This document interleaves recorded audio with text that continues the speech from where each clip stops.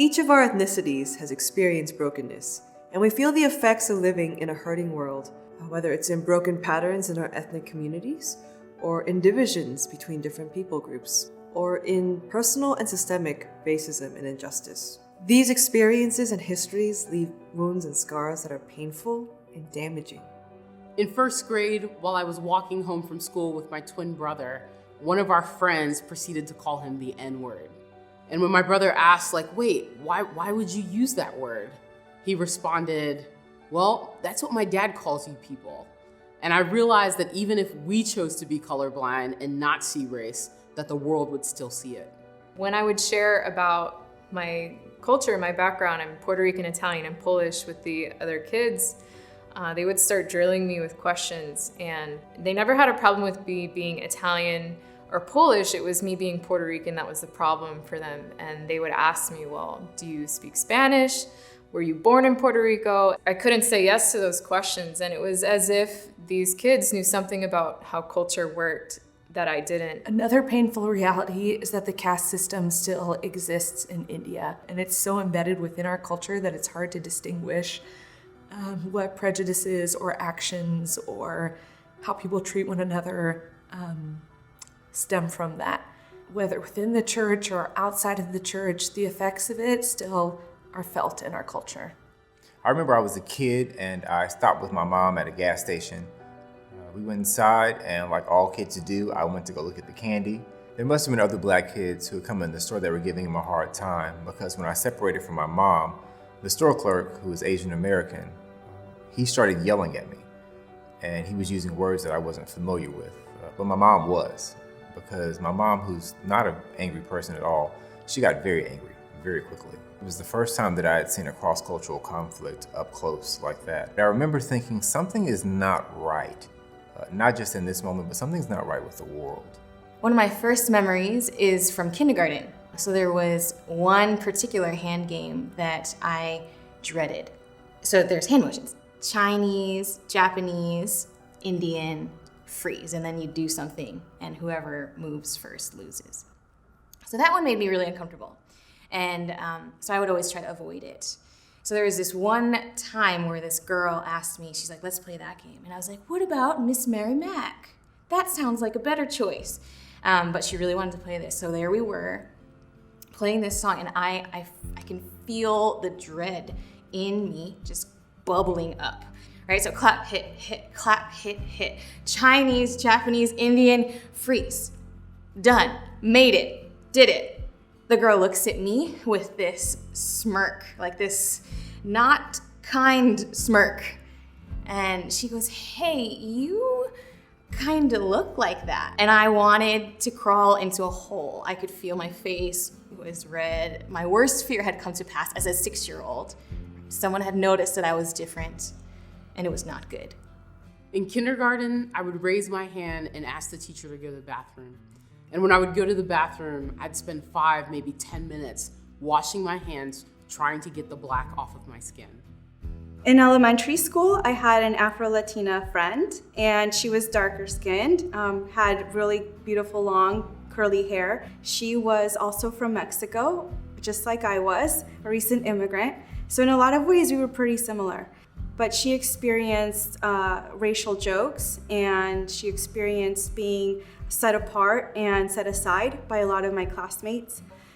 One particular lunch period, they were making fun of her a lot, and she started to weep and cry. And instead of being her friend and standing with her, continuing to sit with her and be with her, I distanced myself from her after that time because I didn't want to go through that pain either. That experience has stayed with me for the rest of my life. I wasn't any better than the people that were making fun of her, that my silence was hurting her as well. When I was a freshman in high school in Billings, Montana, I remember that I was walking along the road to my bus, but suddenly came upon me, there was a car and a beer can was thrown at me.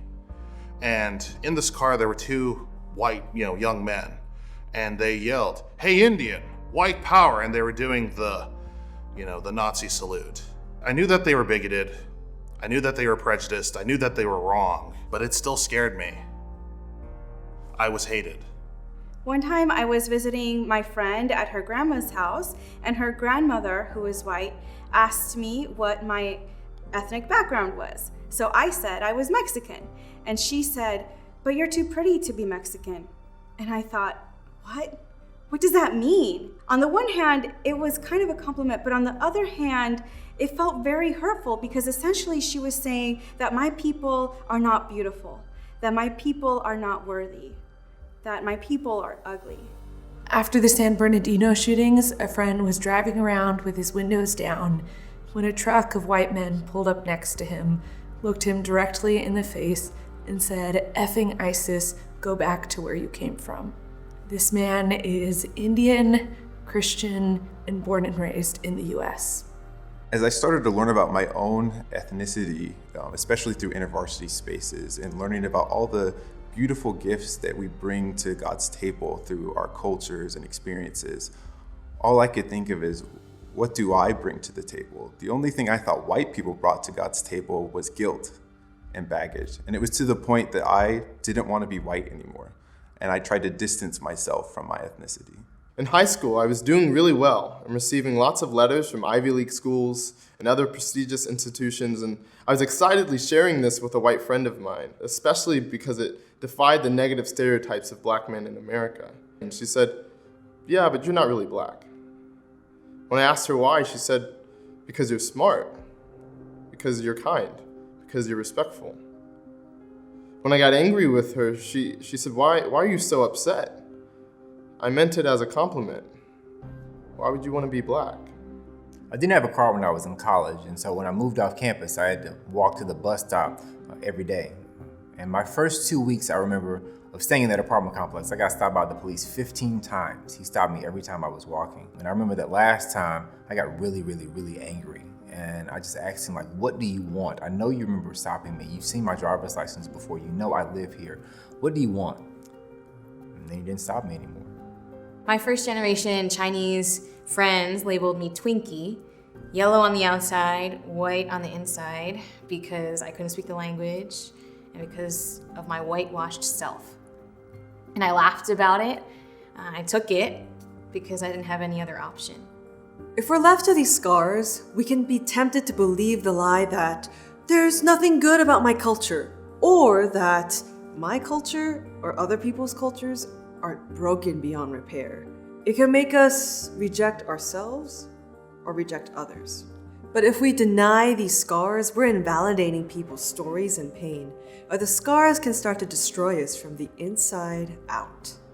Whether it's our apathy or denial, or out of our own pain and anger, we end up becoming poor friends and neighbors to one another. During my first year of college, as a first-generation college student, I took a writing class called Liars, Cheats, and Fakes.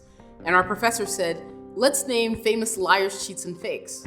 So folks started raising their hands saying Machiavelli, Pinocchio. And then someone said, well, all black people steal.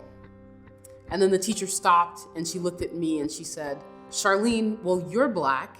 Do all of your people steal? And I remember in that moment feeling so much shame.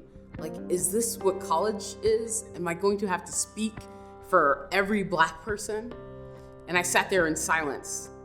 And about a minute or two passed by, and I picked up all of my things and I dropped that class. As I listened to the personal stories of my black and Asian friends, I started to become overwhelmed with shame for the color of my skin and for the actions of my people. And I started to live in the lie that being white is wrong. I remember asking my mom one day, Mom, I'm 100% Chinese, right? Because you're Chinese and Dad's Chinese, right? And she's like, yeah, you're 100% Chinese. And then I was like, wait, I'm also 100% American because I was born here, right? And she goes, yes, you're 100% American. And so then I looked at her and I was like, so I'm 200%? So that question just marks like how confusing it was for me to live in this hyphenated identity as an Asian American. Filipinos have always been the conquered, the foreign, the servants. As a result of this, there is this notion, this insidious undercurrent in all of the Filipino psyche that says, we will never be good enough.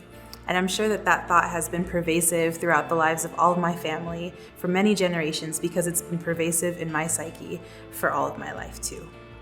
We need a real story of hope, Jesus' story, where our scars do not have the final say.